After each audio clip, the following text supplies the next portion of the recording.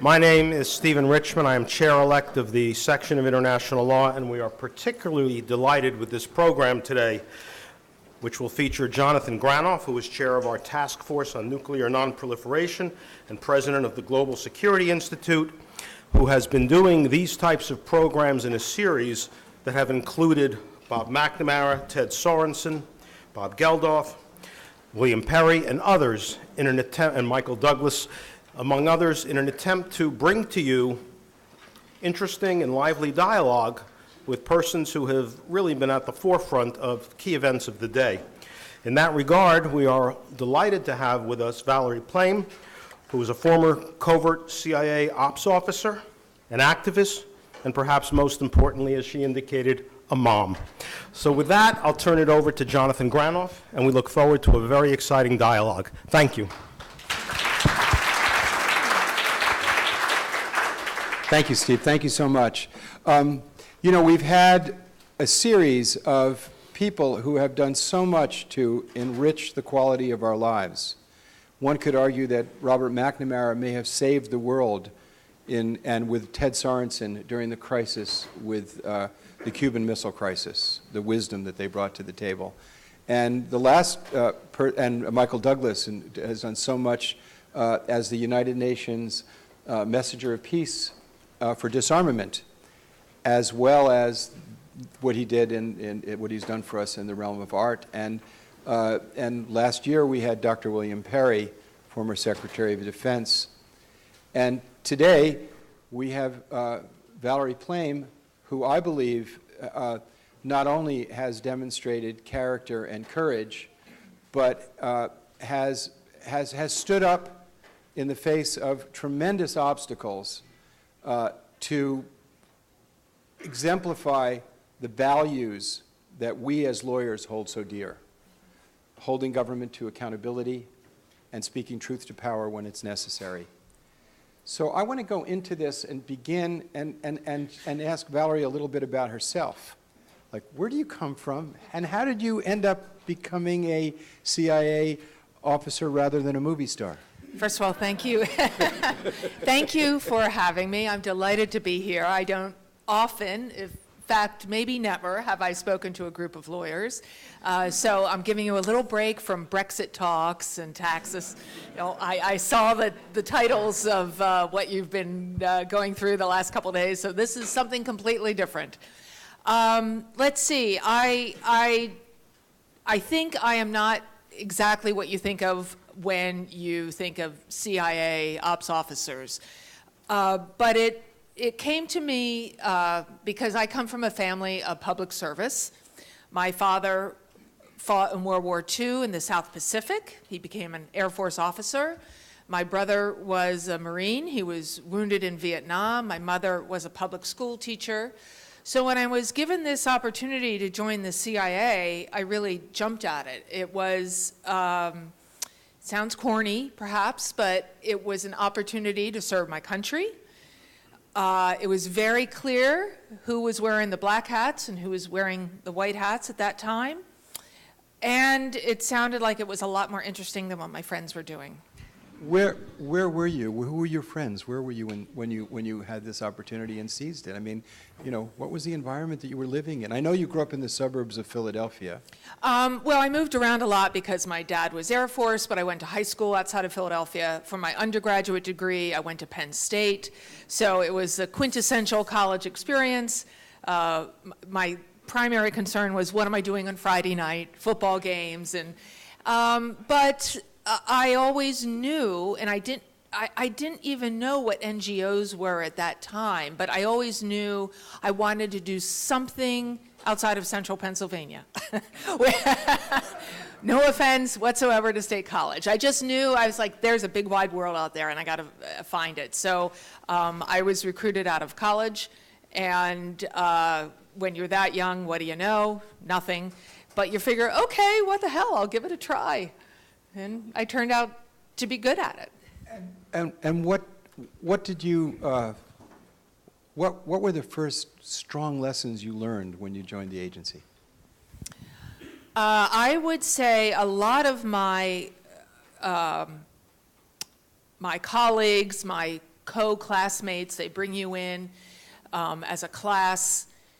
They were, for the most part, much older and much more experienced than I was. I was really young and had, really wet behind the ears. So I figured out that the best thing for me to do was keep my mouth shut and just pay attention. And I thought back, during my college years, I worked on a dude ranch in Wyoming. And I'm here to tell you, I knew nothing about horses when I started. Nothing. But the wrangler turned out to like me because I was willing to say, so what do I do now? And it was a great life lesson.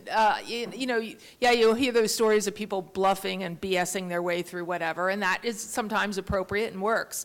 On the other hand, if you are also quite humble and honest and say, I'm not sure what I'm doing here, that can also be helpful. So in my early years, I really was just asking. And of course, nothing is more flattering to someone who has a little bit of experience than someone saying, oh, and what did you do then? But that it builds understanding and experience and lessons, but really nothing can take the place of actual experience in the field. So within a, say, 3-year period, you went from being a sorority sister at a big state school, going to football games, and then you're at the farm. What's the farm? The farm, as I'm sure many of you are aware, it's a training facility that the CIA has used for decades. I did first paramilitary training there, where you get to do things like fire automatic weapons, jump out of airplanes. I did interrogation exercises. I did escape and evasion in the woods for weeks at a time. The whole notion behind that is not that they are going to drop you behind enemy lines. It really is building esprit de corps. And as I say, you're going in with a certain class. These are people presumably with whom you're going to rise up through the ranks. And character really comes out when you're up to your waist in swamp water and with an 80-pound backpack. And so you really know who you can rely upon, who you can't, who will be there when they say they'll be there. And those attributes come through in sticky situations through their career, sure enough. You jumped out of airplanes, and you're Yeah. qualified as a parachutist, right? Well, I qualified. I mean, I was young. You're like, what could possibly go wrong? So after you do the paramilitary, for people like myself, I was selected to go into operations, which, by the way, I was in that really in the vanguard of women that were designated to go specifically into operations. Prior to that, it had been very much, I think, Mad Men-esque, in that the secretaries, women were relegated to support roles, secretaries or, that sort of thing. And the ones who made it into operations did so out of perseverance and grit because they saw the guys in the office have all the fun. But they did not hire women specifically to go into operations until pretty late in the game. So the second part of my training at the farm was specifically in operations, and that's where you learn tradecraft. That's where you learn things about how to conduct surveillance, how to write intelligence report, the recruitment cycle, spot, assess, develop, recruit, and all the things that they try to teach you before you're let loose in the field, which, of course, doesn't really approximate real life. Spot, assess, develop, and recruit involves a great amount of social skills, the ability to connect with people. And I want to recommend a book to everybody. It's called Fair Game. It's not as thick a read as it looks because much of it has been redacted. But those of us who've done extensive litigation will be able to interlineate intellectually. And we'll get into the First Amendment issues, which are rich in terms of the publication of the book. But there's a chapter in it that I think is somewhat bold that you put in here, because it's very, it shows your most human and universal side. While you were going through the ranks in the Central Intelligence Agency, you fell in love and got married to a wonderful man. We'll talk about Ambassador Wilson in a little bit. And you had two beautiful twins.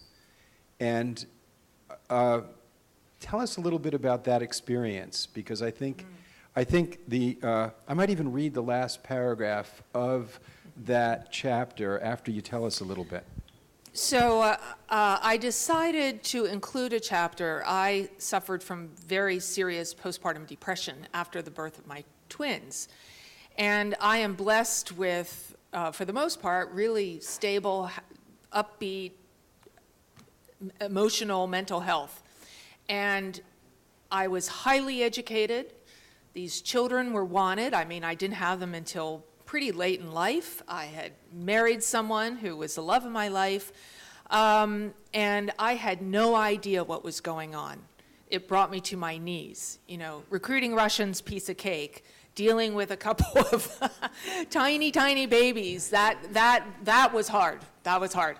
And because there is such a taboo around any sort of mental illness, I thought it was really important to include that in this memoir. And my publishers, are you sure, Val? You sure? Yeah, yes, I am sure. And once you begin, Prince Harry just came out publicly last week, I think, talking about the grief and what he suffered after he was so young when his mother died.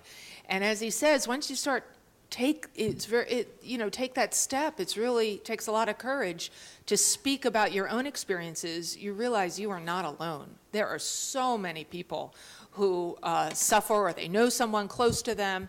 And so I thought it's really important, besides the stuff I do on nuclear weapons, another thing I like to do is advocate and educate around the issue of perinatal mental health.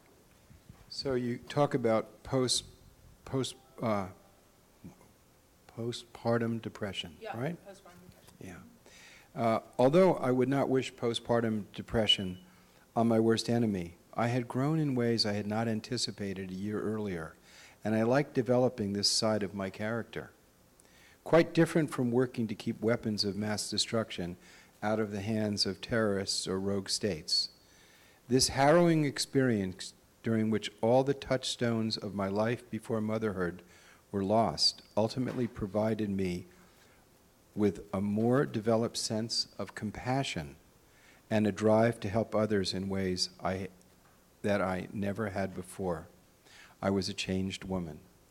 And I think that it's really, really important that in our public discourse, that the most important values that make us human, that we have enough courage to put them forward.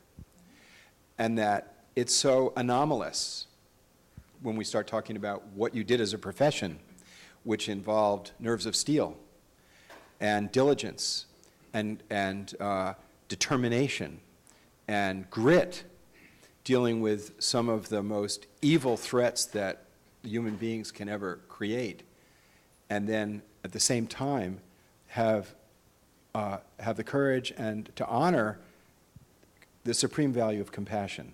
Yeah, huge life lesson, right? Lesson in humility. I was very independent. You could drop me into any country in the world and I would figure it out. And there is a certain sense of inevitability, and you feel pretty tough. You feel pretty tough in what I had done. And so that was quite a lesson in compassion, in humility, that again, where I wouldn't wish on anyone. It comes in different forms. Ultimately, you don't get through this life otherwise, but to draw lessons from it. And so I'm grateful. I really believe that those character traits are the most important aspects of leadership for our country, and they're opposites of arrogance and a callous disregard for one's own suffering. Before you can feel the suffering of others, you have to feel your own sense of suffering. It's a paradox. And then, of course, the great irony is that when you have compassion for others and you act on it, it has this amazingly liberating aspect. And I think that the foundation of justice, which is what we're really in the business of, that's the fabric of what law without justice is tyranny, and justice without compassion is impossible. And so it's an attribute that's really important for the leaders of the most powerful country in the world. And we are the most powerful country in the world. We still are, and we will be to the extent that we put these values out. So you ultimately are in a situation where you are recruiting assets to help our country. How did you get there, and what were the tools that you needed to develop assets assets? What a way to call people! Come on. It's better than agents. So, of course, the raison d'etre of the CIA is to recruit foreign nationals to provide, hopefully, critical intelligence for senior U.S. policymakers so that they can make decisions with those, hopefully wise decisions. And as I went through my career, I began to develop my expertise in counterproliferation, particularly in the nuclear sphere. Because I felt at a certain point, I was quite disillusioned with the agency, and it seemed to be quite adrift. What now? And I thought, if I stay, and you don't join government service to make a lot of money. You just don't. But if I stay, I want to do something that I feel is worthwhile. Really, that I feel every once in a while that I've done something to move the needle a little bit. And I did find that in this sphere of counter-nuclear proliferation. Jonathan and I were speaking earlier. I was explaining to him that prior to the mid-90s, there was, a couple people here, a couple people there throughout the government that thought about these things. But it wasn't until, you may recall, I believe it was 1996, there was a sarin gas attack on the Tokyo subway, and dozens of people were killed. And it really made the government sit up and take notice of this emergent WMD threat. So they stood up in the CIA, in the Directorate of Operations where I was working, the Counterproliferation Division, focusing on nuclear, chemical, and biological weapons. And that, because a couple trends were happening at that time. One was terrorism was really beginning to pick up speed and traction. Technology through the internet was spreading much more rapidly. So they really needed to address this in a much more structured fashion than had been done previously. And I was fortunate enough to begin work there. And that's, like I said, every once in a while you feel like, I did something worthwhile. So you are there at the beginning of the CIA's focusing on stopping the spread of weapons of mass destruction. Let's be really clear exactly what that is. And that's biological weapons, for which there is a treaty universally banning biological weapons. Chemical weapons, which, as we know, there is a treaty banning chemical weapons universally, which our former Secretary of State, Kerry, said is now an international norm, which was violated when the Assad regime used chemical weapons. They were not a party to the treaty, but they got roped into the treaty because of the universal condemnation of the weapons. So the United States and Russia was able to say, this is a norm and you have to join this. And now, of course, we just saw that allegedly, I think most likely, Syria violated it, and the United States retaliated in a symbolic way. And nuclear weapons, for which there is not a universal treaty banning the weapons, although presently which began a few weeks ago at the United Nations, 132 countries came together to commence negotiations on a treaty to ban nuclear weapons. And it's odd that it got so little coverage in the American media. But from the point of view of the CIA, all three weapons were weapons that we didn't want anybody else to have. Oddly enough, we're able to take the position that nuclear weapons are good in the hands of some people, but bad in the hands of others. And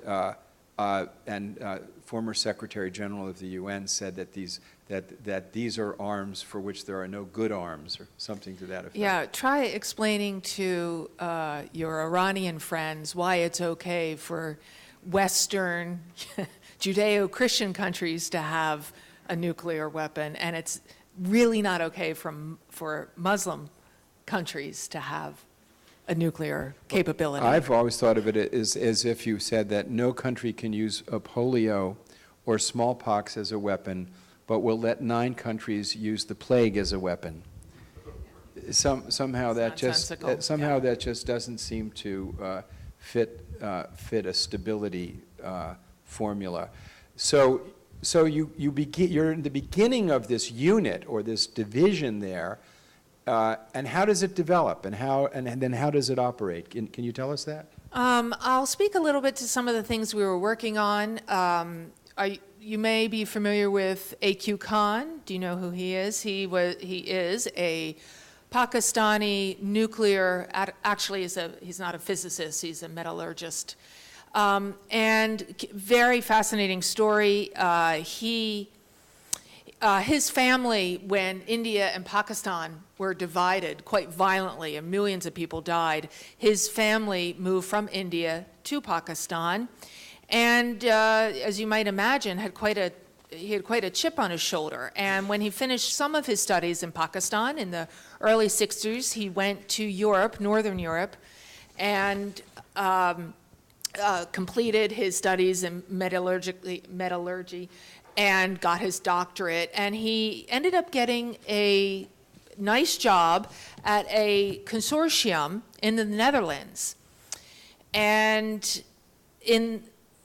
was it 72, there was another war between India and Pakistan, and it was devastating. Pakistan was completely humiliated. And at that point, he wrote the Prime Minister of Pakistan and said, I think I can help. I want to help my country. And what he began doing at that time was collecting nuclear secrets from this consortium where he was working, which was doing research, uranium separation, and so forth. And he took these plans back to Pakistan and set up what was called the Khan Research Center, and in time became the father of the Pakistani nuclear bomb. And for that, he, as someone has said, he became a combination of Jesus Christ and Elvis, as seen from, and George Washington, as such a hero in Pakistan for allowing Pakistan to enter the big boys club, as it were, on the nuclear level. So, but that wasn't, and he became quite the big man. By that I mean he was giving out all sorts of money for schools and hospitals and poor people on the street, and he really was beloved, but that wasn't enough for him. He began to peddle nuclear wares around the world. I think it's really fair to say that without A.Q. Khan, we wouldn't be worrying quite so much today about North Korea or Iran. But it was my group where I was working. We really began to focus on his network, his worldwide network, where he was selling these nuclear widgets all over. And finally, you might recall that in December of 2003, there was a ship that had sailed from Malaysia, and it was finally stopped and boarded by British and American forces just off the coast, well, between Italy and Libya. And there were at least 5, maybe 6 crates of nuclear materials destined for Libya. They were caught red-handed. And as a result of that, Libya sort of said, okay, we give up. we give up. And Khan was placed under house arrest in Pakistan. He is now out from under that. He still enjoys Elvis rock star status in Pakistan, but a lot of his network was deeply disrupted. I think there's still bits and pieces here and there. But so that was some of the work that we were doing. And then, should I speak about what I was doing in the run-up to the war with Iraq? Do you want that? I'd like to know, how do you do that? How do you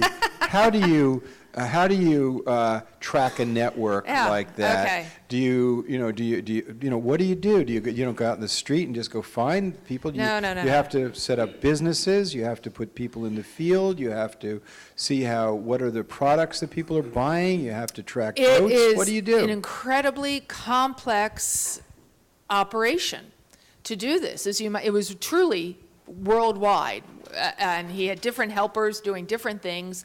What it requires is a hell of a lot of patience, operational savvy. You're trying to figure out you're getting into their procurement networks.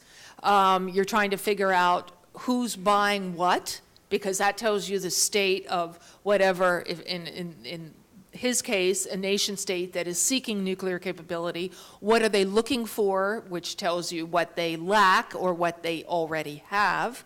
And it comes down to recruiting guys in a bar sometimes. In one case, a colleague of mine was in a Dubai hotel. We knew that one of A.Q. Khan's very close associates was there. We knew that he had a very difficult child custody case with an ex-wife.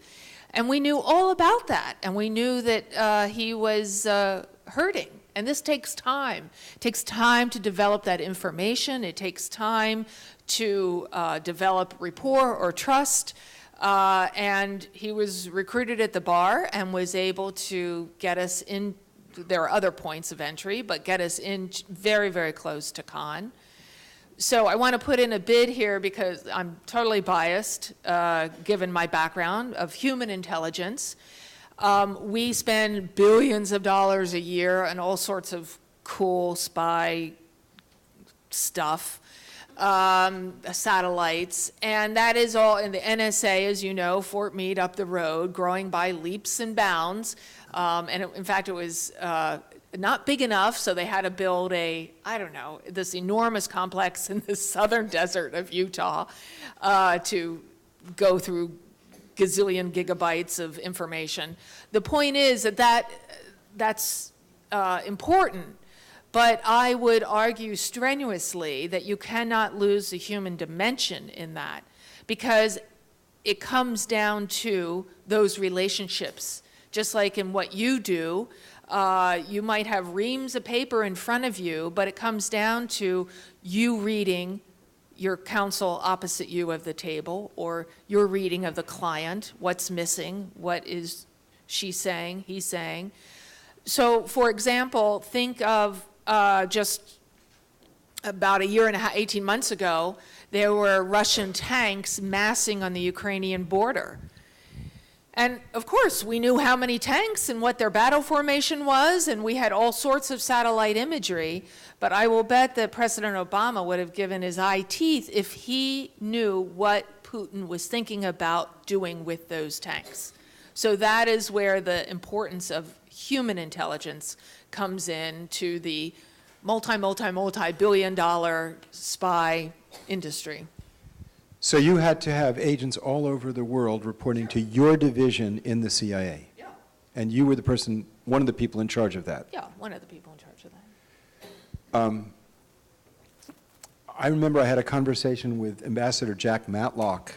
I was privileged to be at the reunion of the participants of the first summits between Gorbachev and Reagan. I was asked to comment, but President Gorbachev was there, Besmirnik was there, Robert McFarlane was there, and Jack Matlock, who had been our ambassador in the Soviet Union at the time. And at the time of the transition from the Soviet Union to the society they have now, much of the CIA said, didn't trust Gorbachev. They didn't trust that this was actually happening. Matlock called it right from the beginning. And he helped guide us in such a way that President Reagan and Secretary Shultz and Deputy Secretary of State Whitehead and Baker and a whole team of people could navigate out of the Cold War without violence. And that was a brilliant, brilliant thing. And it really came down to the insights of this ambassador. My opinion is our diplomatic corps and our intelligence corps, the importance of that, the importance of the quality of people, the professionalism and the wisdom is so important. So I had the privilege of asking Matlock, what did you know that all of our intelligence agencies missed? And he said, well, I got reports full of statistics and information. He said, but I went out and talked to people. He said, I went and talked to taxi drivers in Moscow. I went out in the streets and I talked to shopkeepers. I talked to people. And they were so dissatisfied with the system that I knew that it was unsustainable because the people just didn't believe in it anymore. And they did. And then after the first summits, the word got out, and he knew this, that the United States didn't want to take over the Soviet Union. And what was the point of making all of these sacrifices and not having the food and supermarkets and the kind of consumer goods that we take for granted? Why are we making all these sacrifices for the security of the state when it's not being challenged? And the effect of that human effect, he identified. And our intelligence agencies didn't. We just had all this information, but we didn't have that wisdom. And I understand that there were a number of operations that were taken down when you were in the CIA. And so I want to thank you for that, because you were the only unit doing this at that time. Yes, early on, as I say, it was a whole new concept. Historically, the CIA is divided along, in the operational side, divided along geographical lines, Africa Division, European Division, so forth. The first one that they decided to bring together operations officers like myself and analysts was the Counterterrorist Center. And this was, now it's more common, but at the time it was considered to be absolutely a breakthrough that you would have an analyst and an ops officer sitting next to each other. And that worked really well. It's a holistic approach to the threat of terrorism, and they applied that same thing to counterproliferation, bringing in world-class experts on BW, experts from across the intelligence agencies, our whole apparatus, bringing them together, and it was very successful. So tell us about how you got outed for this work. One of the essential elements of being able to do this work is its covert nature. And that covert cover, which was essential for your career in the intelligence community, was removed. How did that happen? And bring us back to where we were, what your husband did, and then how did you get involved with what your husband did? What did you have to do with what your husband did? So I'll give you a very brief refresher, because you might know my name in CIA, but it went on for years, and it was hard to sometimes follow the thread. So very briefly, in the run-up to the Iraq War, I was head of operations for Iraq, and what our job was trying to figure out who were the key scientists in his presumed WMD program, how were they procuring this material, when were scientists traveling, this sort of thing. What really was a threat? Because we had very little intelligence on this threat, because a couple reasons. One, we had closed our embassy in Baghdad after the first Gulf War. You might recall Saddam Hussein kicked out the UN weapons inspectors in 1998. So we had very thin intelligence. So our job, and we won't go into why this pivot happened, but after 9/11, it was very clear the administration pivoted rather rapidly after Afghanistan and said, Iraq, that's where we're going. That's a whole other conversation. But so the CIA said, okay, we'll get you what we got. So this is where I was working at that time. What happened, again, very briefly, is that in February 2002, there were a lot of reports circulating throughout the intelligence community about 500 tons of yellow cake uranium being transferred from Niger, a very, very, very poor West African country, to Iraq. If it was true, it would be really meaningful because it would indicate that Saddam Hussein was seeking to reconstitute his nuclear program. At the time, my husband was, he had served as ambassador, he had served as our charge d'affaires at our embassy in Baghdad during the first Gulf War. He helped obtain the release of hundreds of hostages. But in 2002, he had since retired from the State Department. He was a consultant. But I was in CIA headquarters, and someone, a young woman who worked for me, came up to me really rather rattled because someone from the Office of the Vice President had called her to ask her about these reports. And to tell you the truth, at that very time, I was much more taken with the notion that someone from the Office of the Vice President was calling a pretty low level, that's not how it works, okay? If someone at the top has a question, it goes down, it gets answered, it goes back up. So I was really quite taken with that, and an analyst came by and he said, he heard what was going on. He said, why don't you ask Joe, my husband, Joe Wilson, to check it out? I said, and he was saying this because he knew that Joe had served in Baghdad. Joe had also served in Niger. He knew there had been recently a coup he had helped convince the military coup leaders to go back into the barracks. So he really had some credibility there. So we asked my boss, here's what's happening. And my boss said, Valerie, next week, when you go home, can you ask Joe to come into CIA headquarters next week? We'll get the right people around the table. I said, sure. And that's exactly what I did. I went home. Joe came to CIA headquarters. Everyone from different parts of the government thinking about this was there. And Joe was the only one in the room who said, I really don't need to go, and here's why. Because we already had reports from our ambassador, from a 4-star Army general, that these reports were highly unlikely that there was any accuracy to them. But in any case, he went. He went pro bono. And he came back and he was debriefed, and he said, these reports are totally bogus, and here's why. There's no way this could happen, da-da-da-da-da. So he's debriefed, it gets packaged, redisseminated back to the Office of the Vice President, who had asked for it in the first place, throughout the intelligence community, and that was that. That was that. He went back to doing his consulting work. I go back to I wasn't even in the meeting. I was just continuing to do my operational stuff.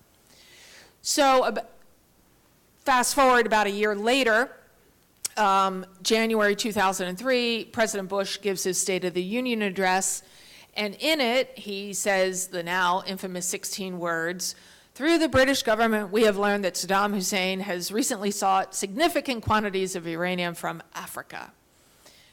So Joe and I were watching that at different places, and when we got together that night, he said, that was weird, but there are other countries on the continent of Africa that mine this yellow cake uranium. Yellow cake uranium is the raw material that is used, that is further refined, and it's fissile material. It's really important to have if you're going to do that type of nuclear bomb. And of course, we went to war in March 2003. And I was feeling that we at the CIA had failed miserably. I thought we simply ran out of time.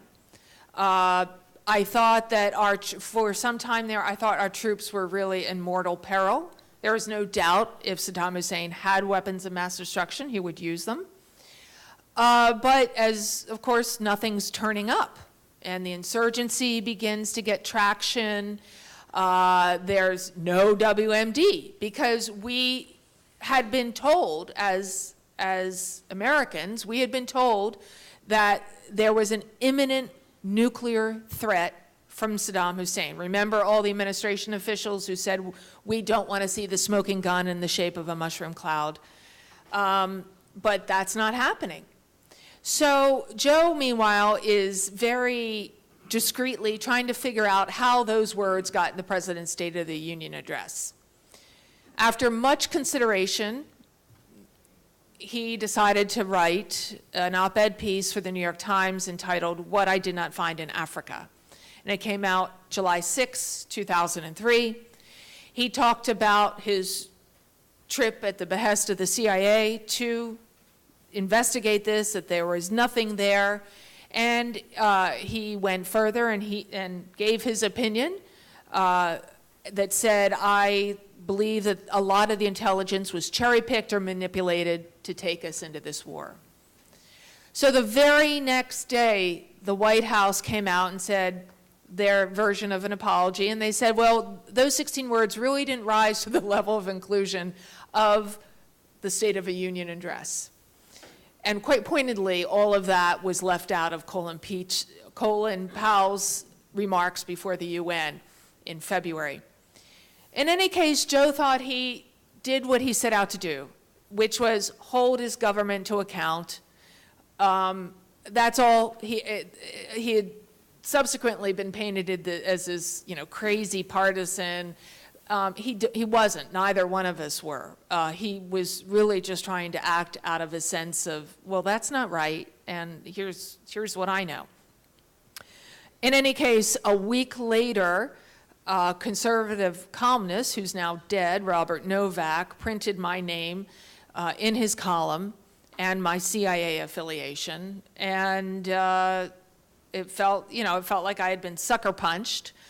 And I thought of all my assets with whom I had worked, and I knew that they were going to come under suspicion. I knew my covert career was over, and I was very worried about the physical safety of my children. And then it was like going down Alice's rabbit hole, where white is black and black is white, and Washington. And yeah, you spoke about being covert. That was all over. That was really paramount to doing my work, and that was no longer possible. And it became this crazy, multi-pronged media sensation that I think, looking back now, I think in many ways was a proxy for how a lot of the American people were beginning to feel about the war. I think that the truth matters. I think that... Oh, how quaint.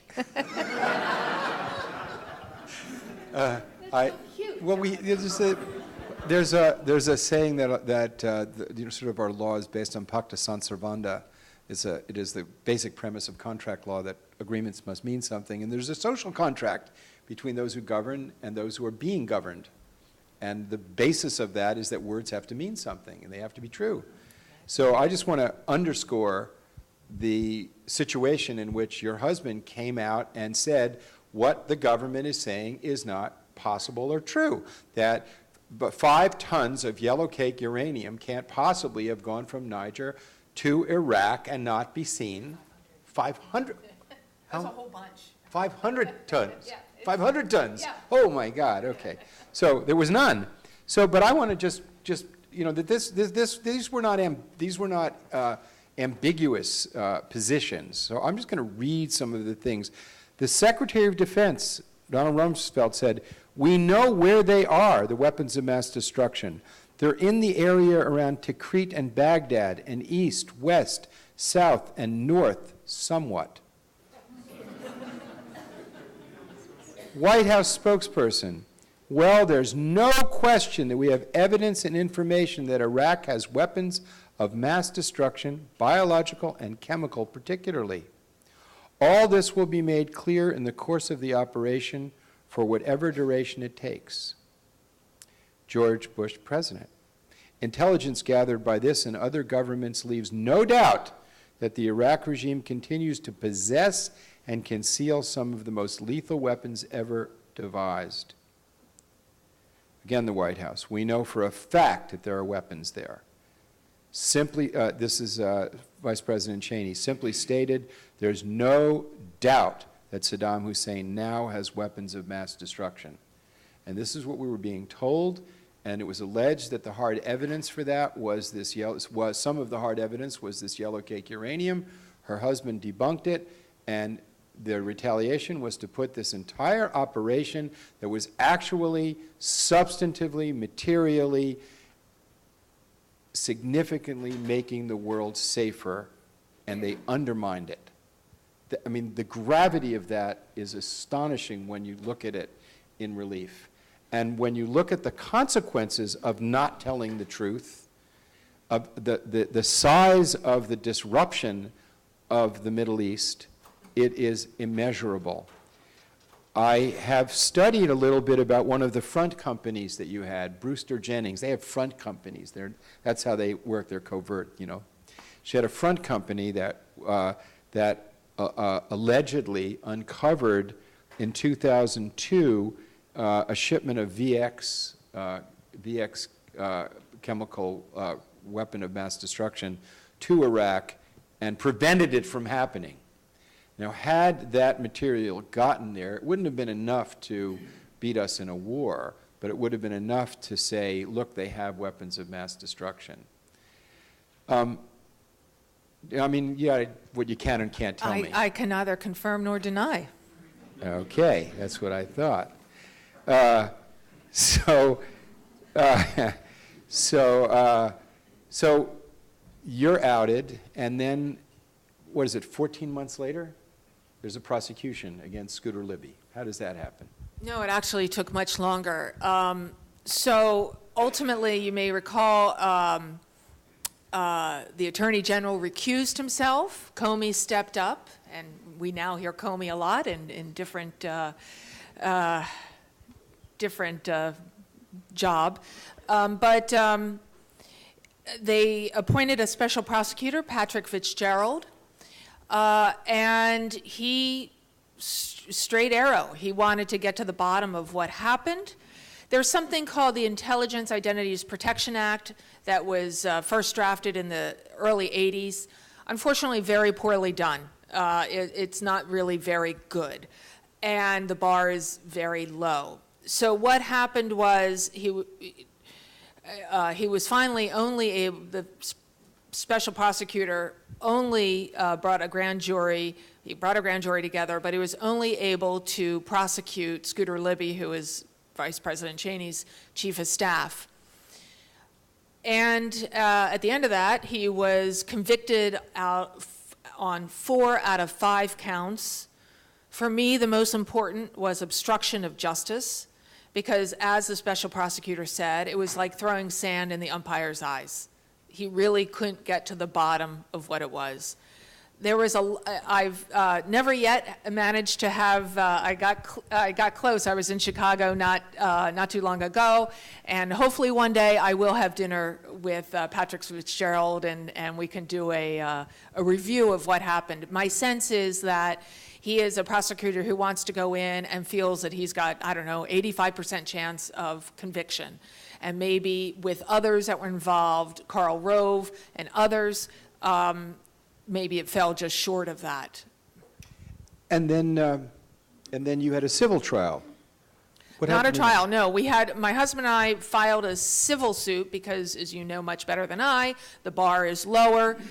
We had 12 John Does named as possible defendants in all of this, because just to be clear, the reporting showed that it was far more than Robert Novak who had been given this information about me and my CIA affiliation. There were at least half a dozen other reporters coming from the White House, coming from other areas, top areas, senior officials, that were trying to push this narrative that somehow I was responsible for Joe's trip. I was accused of nepotism, you know, because Niger is, it's really a garden spot. Yeah. Great junket. Yeah. I had a member of Congress call me a glorified secretary, you know, because I'm a girl. And so forth. I mean, we really went through years of character assassination. It was really quite something. I guess if I'm relieved about anything, it was before social media really got up and running, because it was bad enough as it was.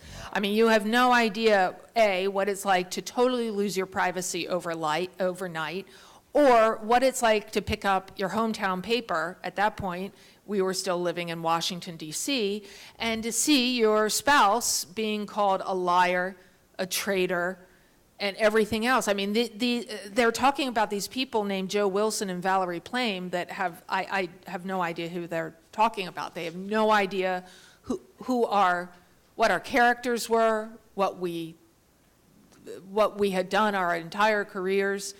It really became deeply ugly, viciously partisan. So we were pleased to see that the wheels of justice really did begin to engage, and that we felt the FBI was our friend in doing this. Yeah, I wish there had been more convictions. I wish someone had really ultimately paid prices for that in terms of, you know, real money or real jail time. It didn't happen. But, you know. But the important thing to us is that there was a check on the abuse of power. And the FBI did. Yes and no, because you talked about the civil suit. So we took the civil suit up all the way to the Supreme Court. They declined to hear it. Here's what I know. I am not a lawyer, but this is what I know, what stands. That if you are high enough, if you're in the executive branch, that if you decide to go after your enemies, whether it's, you know, Nixon's enemies list or taxes or so forth, that they are immune from that. And that's, they're immune from prosecution, because that was sort of what the ruling said. It was, I think you'll appreciate this because of what you do. I went to one of the hearings here at the federal courthouse. On one side of the table were all the lawyers for Rove and Libby and others that were grouped together, and they were really a slick-looking bunch, you know, very expensive suits and briefcases and good haircuts and looked all very well put together. Our lawyer was Erwin Chemerinsky, who, as you know, just started the law school at UC Irvine. Let's just say Erwin is brilliant, but sartorially challenged, okay? I mean, his papers are like kind of spread all over the shiny wood table, and he's got legal note, and I'm going, oh my. But let me tell you, when he stood up, he was brilliant of how he was able to encapsulate the legal arguments at stake. But it came to naught, unfortunately, because it went up to the Supreme Court. They declined to hear it. And so what stands is this precedent that, you know, if you're high enough, you're going to get away with stuff. Well, if you claim national security issues. That's a whole other thing, yeah. The thing. So now we have a new president. Yes, we do. And so let's presume that he means what he says. Let's not presume that he's just conning us. So right after he was elected, he went to the CIA and he said in part the following. When I was young, I won't try and do I won't try to do his voice there. Leave that to Alec. Well, let Alec do that, yeah. Well, I think we were all sort of young. That's deep. When I was young, we were always winning things in this country. We'd win with trade. We'd win with wars. At a certain age, I remember hearing from one of my instructors, the United States has never lost a war. And then after that, it's like, we haven't won anything. We don't win anymore. The old expression, to the victor belongs the spoils. You remember? I always used to say, keep the oil. I wasn't a fan of Iraq. I didn't want to go into Iraq, but I'll tell you, when we're in, we got out wrong. And I always said, in addition to that, keep the oil. Now, I said it for economic reasons. And then he goes on and reflects that ISIS probably wouldn't have developed if we'd kept the oil. So I wondered, like, how a CIA recruiter can now go to a country that has mineral or energy resources and convince a patriot in that country that we're their friend. Well, that's a good point, but I cannot let this pass without saying that I and, as far as I know, all my former colleagues were deeply offended by that appearance the day after the inauguration, which was in front of the, Jonathan called it the Wall of Martyrs. We don't call it that, but it's those that have given their lives in the CIA. And it hold a campaign-style rally. It was deeply offensive to many, many, many. But yeah, you make a point, but it's not just Trump. I mean, my opinion is that the Iraq War will be seen in history as one of our absolute worst foreign policy blunders. We will be paying for it for generations to come.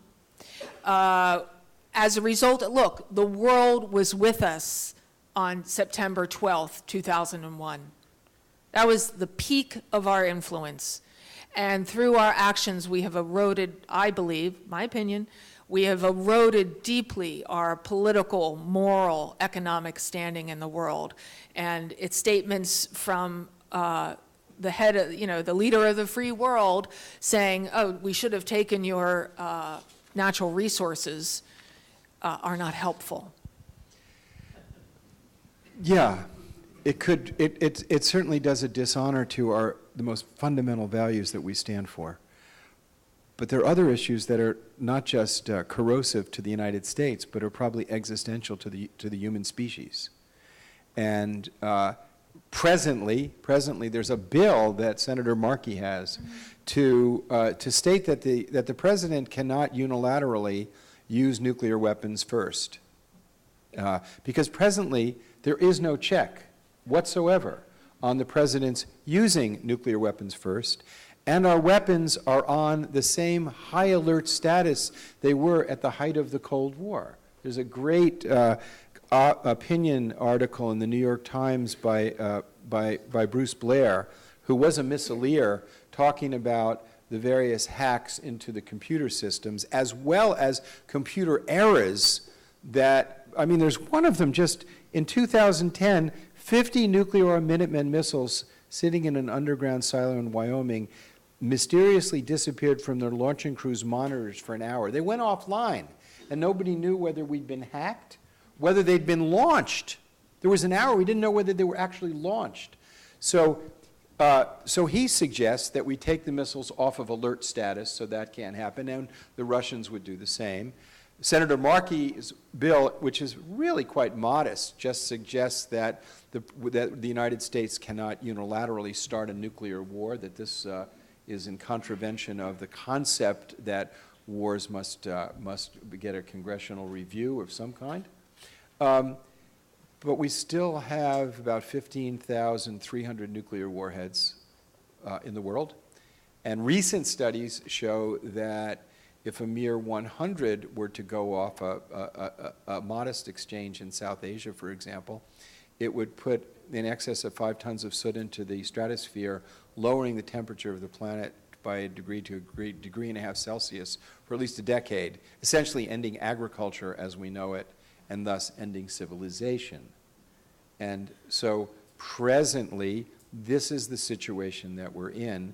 And I wondered if, I mean, Valerie, when you were head of the CIA's operation to stop the spread of the weapons, it wasn't addressing the possessors. It wasn't addressing the possessors. It was addressing that we could have more possessors, and let's prevent that. But I wondered if you could talk about what you think the possessors should be doing today, from your experience, from your insights.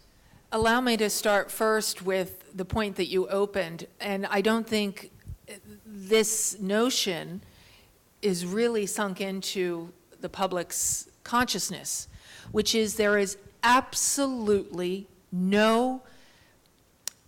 there's nothing to stop the president from launching a nuclear weapon.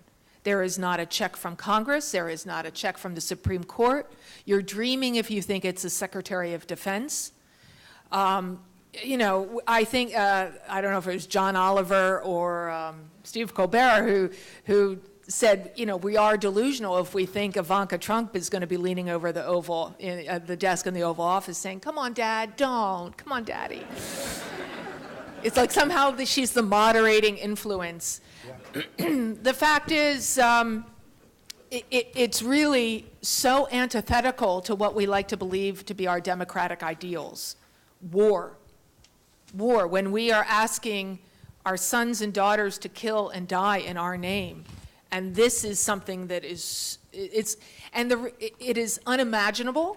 And because it is so intimidating, we tend not to grapple with it in any real sense. As I have said, I think the good news, let me start with the bad news over the last few months, has been that we're talking about nuclear weapons. Of course, people are talking about it, North Korea and so forth. And that's also the good news, because we haven't really spoken about this in any sort of meaningful way.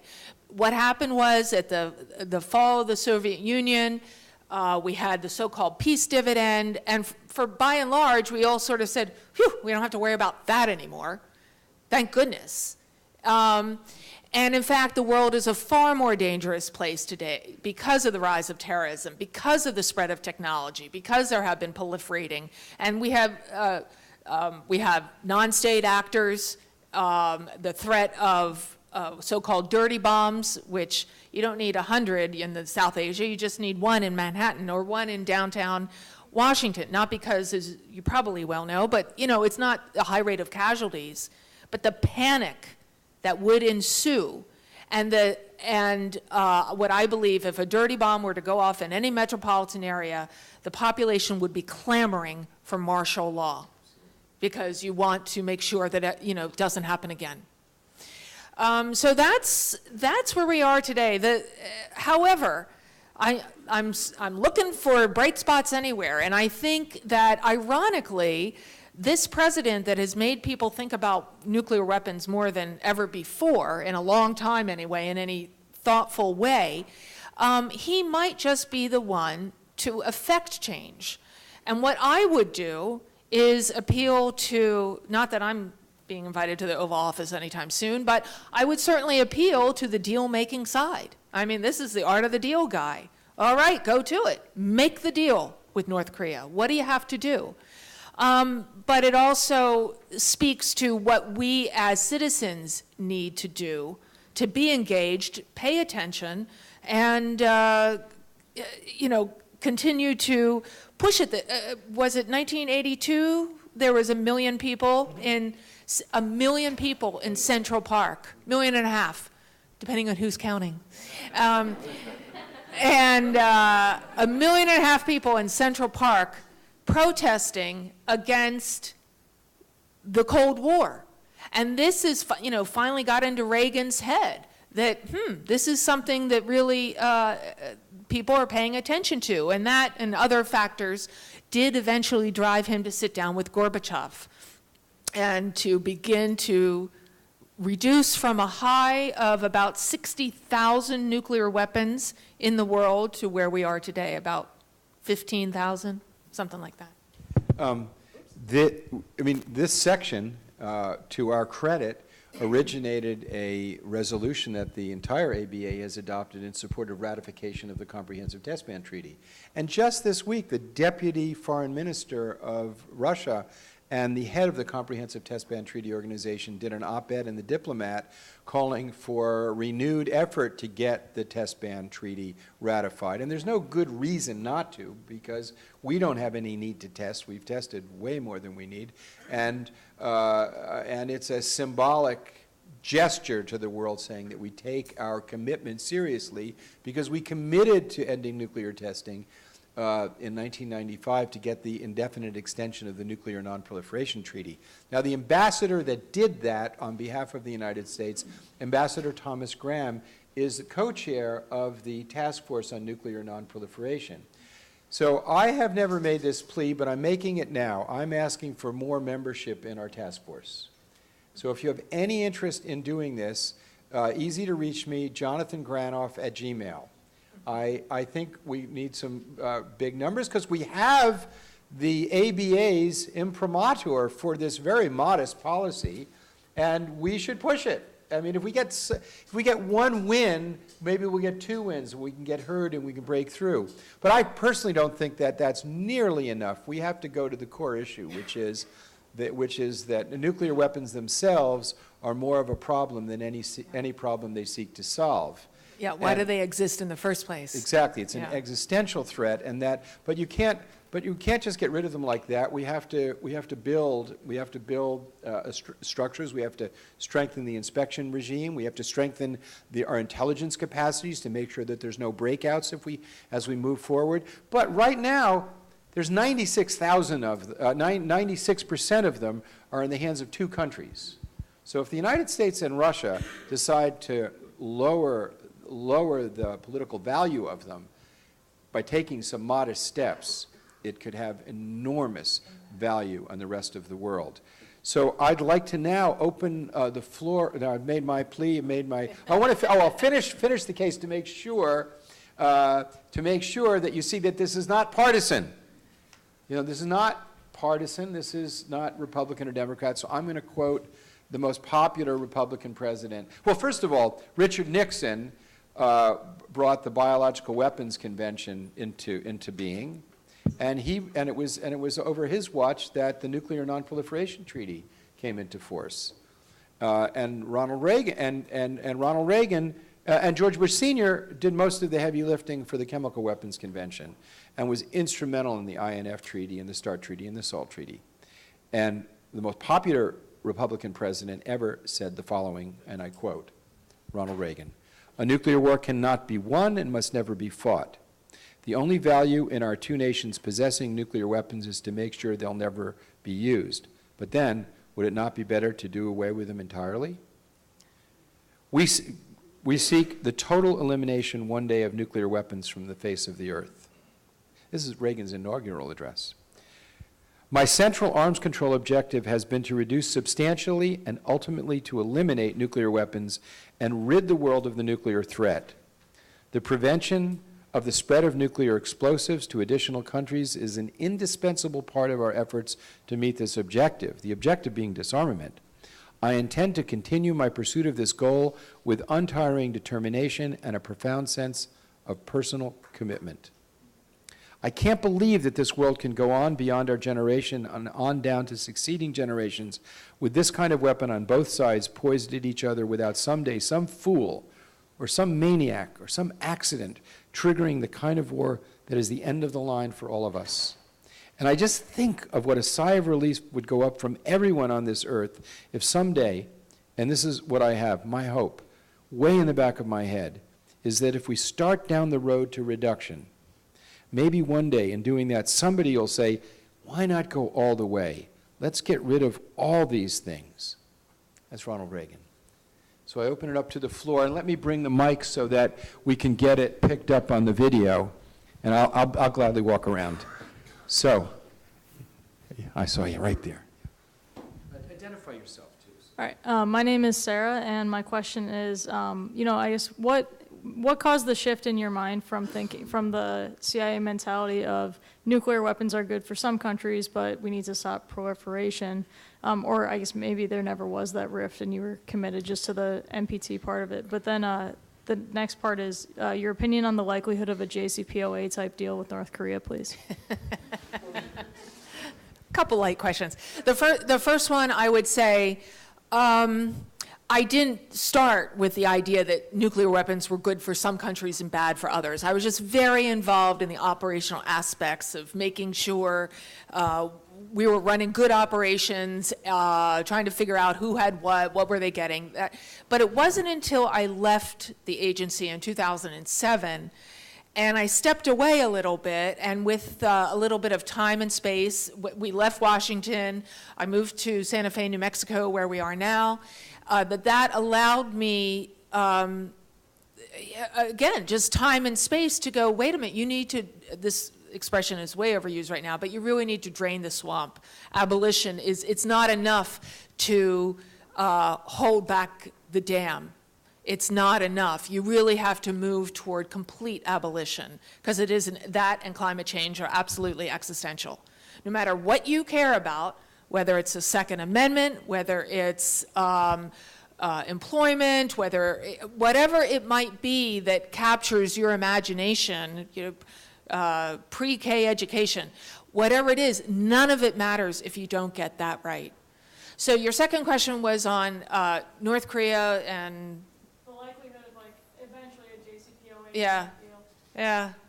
Yeah, well, that sounds very legal, right? So we're right now in a truly chaotic situation. Probably many of you saw the senators that were put on a bus, taken down to the White House and briefed yesterday afternoon on North Korea. And by and large, I was really surprised when they came out. They're like, well, what do you think? And by and large, all the senators were like, it was all right, it was okay. I mean, I don't think they learned anything new. They do have skiffs up on the hill. I don't know why, but anyway. On North Korea, North Korea is a cult masquerading as a state. And this is not for me. This is from former Secretary Perry, who I've come to admire deeply. I've gotten to know him.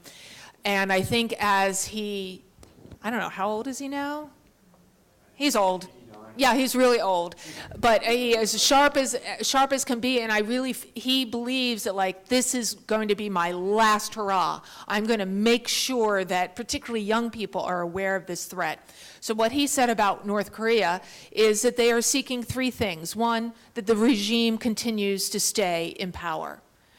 Two, that they want some respect in the world. Three, they want some help for their people, see number one, because if the people get angry enough, the whole regime will be toppled.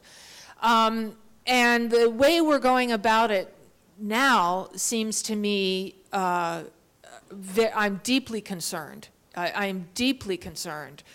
When you have a proposed 30% cut in diplomacy, i.e. the State Department, that means, as I think General Mattis just said the other day, I'm going to have to get more troops. Okay, so here's what the problem is. As you know, Seoul is only about 30 miles from the border, the demilitarized zone. And we have two, I don't think it's partisan to say that we have an impulsive leader in the White House right now, and you have an impulsive leader in North Korea. And the odds for miscalculation and misunderstanding have just gone up dramatically. And what's at stake are literally millions of lives in Seoul and South Korea, and then you start getting China really worried about it. We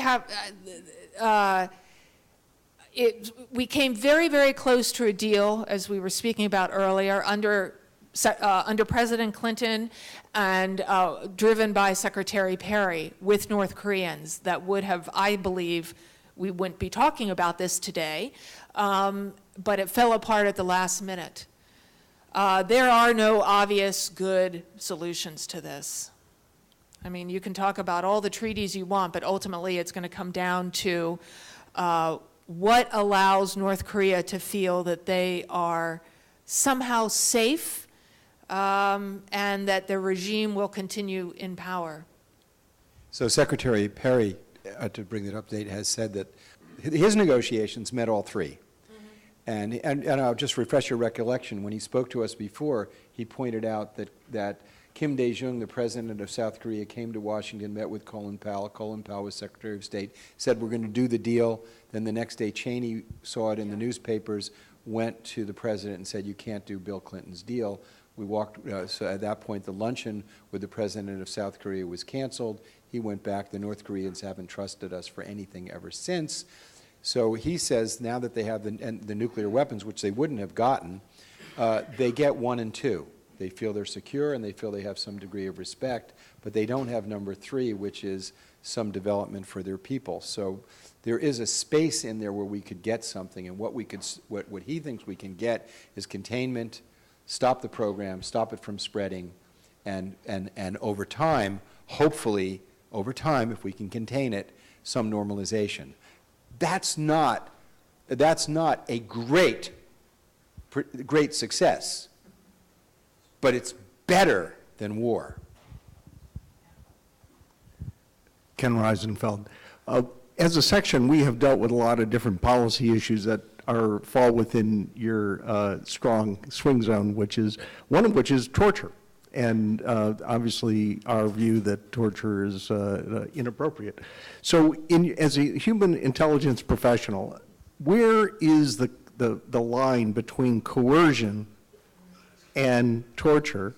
And where is the line, where are you able to use the carrot and stick to get effective intelligence versus when do you cross that line where you get information that is not reliable? So let me be very clear that I'm speaking as a citizen and as a former intelligence officer, not in any sort of legal capacity. Can't do that. I had no idea, and it was so highly compartmentalized within the agency. I found out, like everyone else did in the media, what was going on in terms of, I hate using that euphemism, enhanced interrogation techniques. When more and more started to come out, my husband and I both spoke out against that really very, very strongly, because it is absolutely antithetical to everything we believe in, the treaties that we've signed up for in international forums. I had heard, this is now some years ago, that there were some very high-ranking people within the intelligence community that went out to speak to the producers of that TV show 24, which always tend to show, they torture a guy and tick, tick, tick, tick, tick, tick, and if you're not able to get that information, the world will blow up. And it gave the unfortunate impression that torture works. I think if you speak to the vast majority of military professionals who know anything about it, they will say, no, it doesn't work, not to mention that it has the potential of being used on our soldiers. So it's a very, I think it's a really dark chapter. I love my job. I was so proud to serve my country. I loved what I did, and when that came out, it just felt, I'm just speaking personally, it felt terrible. And how can we, I'm not going to speak to, and it creeps me out, that's the technical term, when they talk about, what aspects of interrogation are okay and what aspects. I know they have, long, I see someone in uniform, they have the whole, the books on what you can and cannot do. How sad that we need to do that, which is not to say they're not really, really bad people in the world, and that they are seeking to do us harm. But I think it has been shown over and over again that torture does not work. When someone is hurting you, you will say anything to make it stop. And this, another pop culture thing in Zero Dark 30, that movie that Catherine, Bigelow won for first female director, Academy Award. But I think the first 20 minutes of the movie gave the very strong impression, again, that torture worked. And that's sort of what led us to bin Laden. Oh, well, then that's okay. But it really, these are these are the questions that don't really sit well with our 24/7 news cycle and little bits. But is that the people, is that who we want to be as a people? Is that, at what point, what is that balance? I don't know. What does that look like? These are really profound questions about who we are and what are we willing to tolerate. And to shift just very briefly to another constant dynamic, constant tension is between security and privacy. And we're still grappling with that for sure. I think 9/11, this again, just one person's opinion, I think we overreacted in such a way that many of the things that we were hoping to prevent have in fact come to pass. I'm Patrick Gaudreau, I'm from Canada, so many of the details, maybe I follow it from distance, and maybe it's the same for a lot of our colleagues that are international. But I'd like to get your view about how CIA is politics, and the link that you were, or you and your husband were victim of. Is there anything changed in the policy since that happened? Let me start by saying that and as far as I know, all my former colleagues, we did not serve as Democrats abroad or Republicans abroad. You serve as an American, which is true for the armed forces, true from our diplomatic service. You serve as an American. And honestly, I don't remember, when I first started, I don't remember people, I didn't know what people's political affiliations were. You didn't talk about it because we were professionals. You're doing your job. And I think in the election, I see a turning point is the election in this country of 2000, the highly contested Bush v. Gore, when all of a sudden you began to see this real polarization, compounded by the Supreme Court's decision, of course, to award the presidency to Bush. And that, I think back at the agency, that really was the beginning of people talking in a more political term, even though the vast majority of people that are professionals in the intelligence community, they would rather chew off their right arm than say anything of their analysis or what they were doing in any way was partisan. It should be just the facts, which is why former CIA Director George Tenet famously, when he said famously in the Oval Office about going to war with Iraq, slam dunk. Because he was a very good director in many ways, but in that moment and in that phrase and how it was understood was very much putting his thumb on the scale that should not happen. The CIA is not supposed to be policy prescriptive. And I do know that in the months and years following the Iraq War, their invasion and so forth, I do know that hundreds of years of operational experience walked out the door because they felt it had, well, there are many reasons, we could have a whole other conversation on contractors, but there was also the sense of there is a creeping politicization of our intelligence. And we have to be ever vigilant against that. Every new president comes in, and when he first figures out, apparently President Trump has just figured out that one red button is to order a Coke. But they also figure out, oh my gosh, I have the CIA at my disposal. What can I do?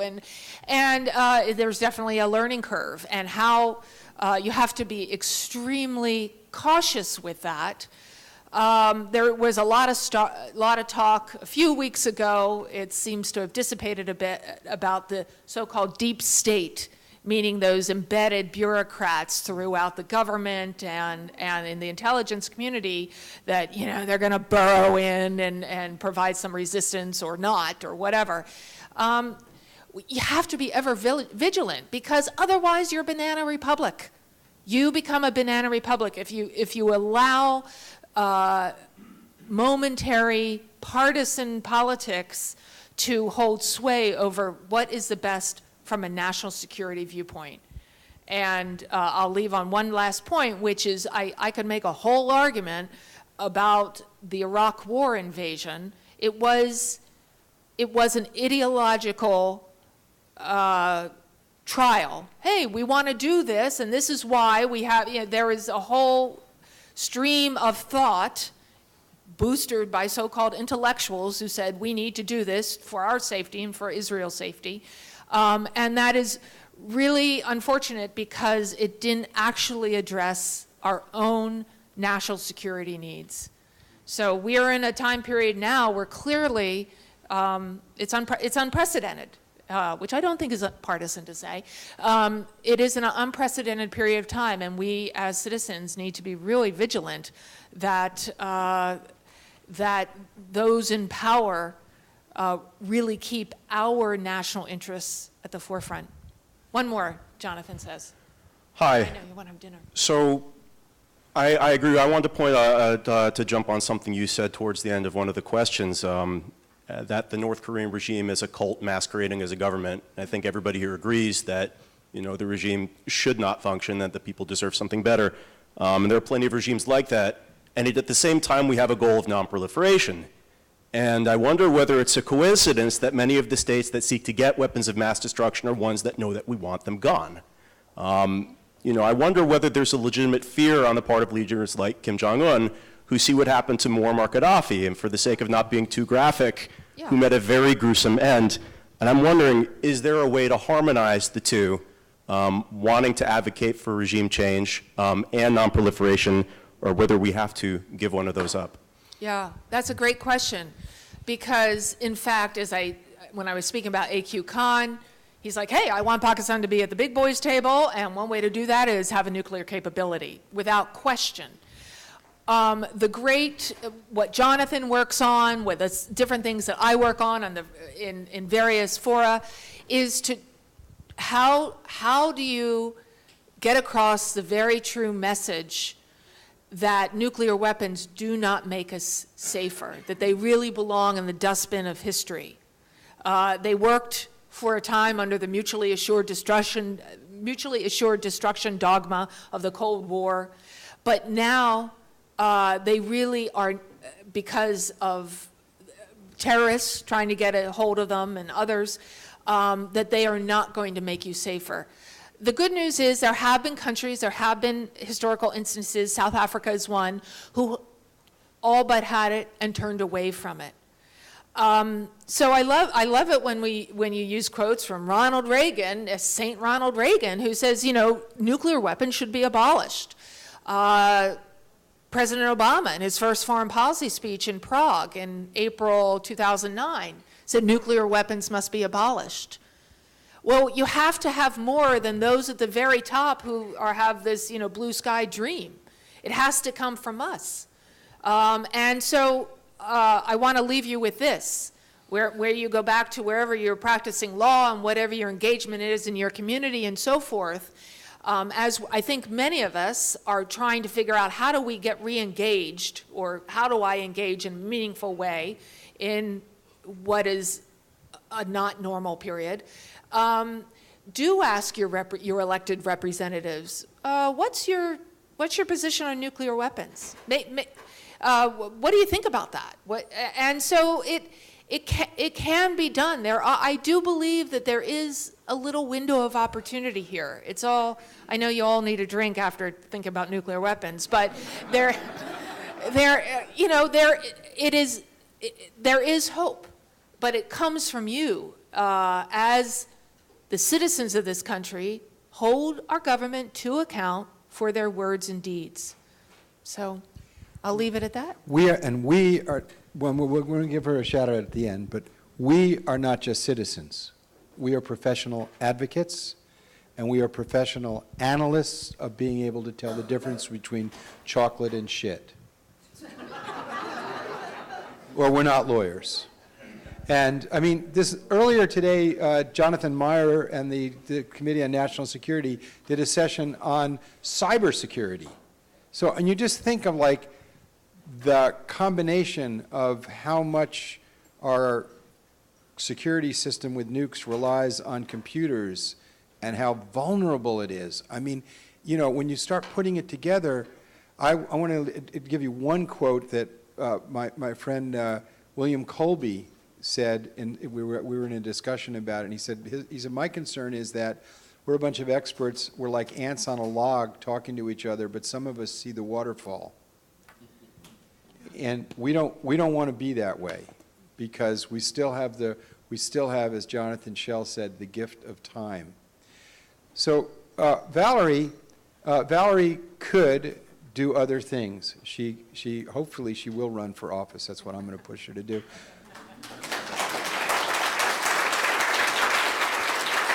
Yeah.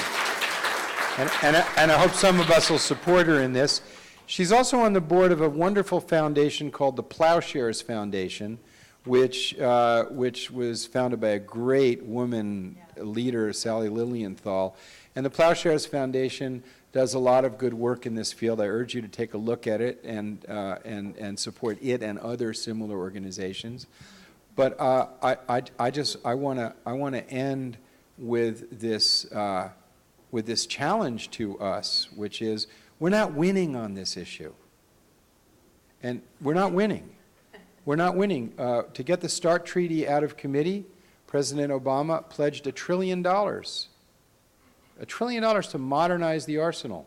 Now that doesn't tell the rest of the world that we're living up to our nuclear disarmament legal duties under the Nuclear Non-Proliferation Treaty.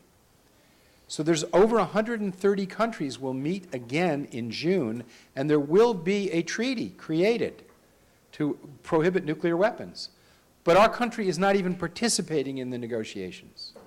And that is scandalous. That it's not in the media, and we're not putting pressure on them as professional advocates. I'm just going to end it and say, this has to change. It's our responsibility to make it change. We've just heard, the last one we had from our best Secretary of Defense that we've ever had. And we've had in these series, we had Ted Sorensen and Bob McNamara talk about how darn close we actually came on their watch. And we've now just heard from an expert that shows us the kind of character of people who are working to get rid of them. Let's help people like Valerie Plame succeed. May I just add a few recommendations, since he did a shout out. So there's Plowshares Fund, Global Zero, but here's a book you want to read next time you're flying back. Global Security Institute. And well, of course, that's a given. That's a given. But please read Command and Control by Eric Schlosser.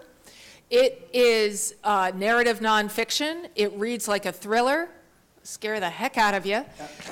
And fair game. Yeah, that's it.